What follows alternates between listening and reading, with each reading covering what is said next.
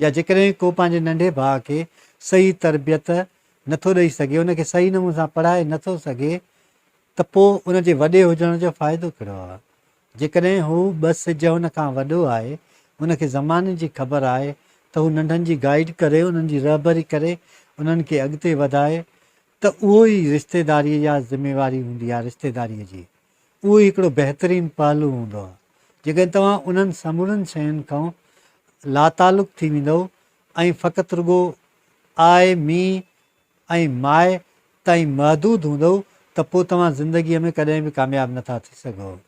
छोजो जेको मां, मूंखे, मुंहिंजे लाइ, मूंसां, उहे समूरियूं शयूं जॾहिं वाबस्ता अची वेंदियूं आहिनि, त हिकिड़ी लालच जी हिकिड़ी माण्हूअ खे लाड़ो अची वेंदो आहे, त पोइ उहो कॾहिं बि सुठे नमूने सां रिश्तो नथो निभाए सघे।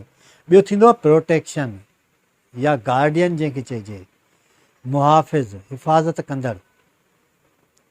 त उहो हिकिड़ो बहितरीनु माण्हू हूंदो आहे जेको पंहिंजे रिश्तनि सां, दुनिया में 2 तरीक़ा थींदा आहिनि। जेकॾहिं तव्हांजो को पंहिंजो ग़लती करे थो, या त उन सां गॾु हुजो या उन खां अलॻि थी वञो।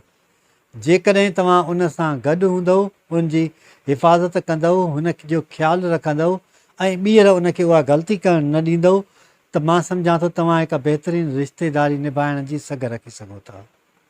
तव्हां छा बि कयो, ज़िंदगीअ में अहिड़ा पहलू ज़रूरु ईंदा पिया जेके तव्हां असांखे तकलीफ़ ॾींदा आहिनि पिया। जेकॾहिं जंहिं माण्हूअ जो जेको बि नालो आहे, जेकॾहिं उन नाले जी ख़ूबीअ वारी हिकिड़ी ख़ूबी पाण में पैदा करे, त बि उहो बहितरीनु इंसानु थी सघे थो।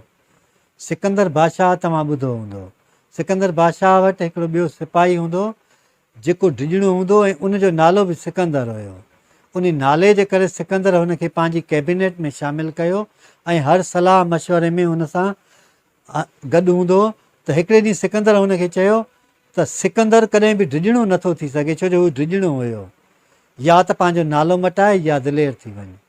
ईअं तव्हां पंहिंजो नालो, जेको बि तव्हांजो नालो आहे, उन जी जेका बि वसफ़ आहे, उन जी जेका बि डेफिनेशन आहे, जेकॾहिं उन ते ई तव्हां पूरा ईंदव, उन खे ई तव्हां सम्झंदव, त बि तव्हां बहितरीनु इंसानु थी सघो था, या तव्हां में हिकिड़ी सुठी ख़ूबी अची सघे थी।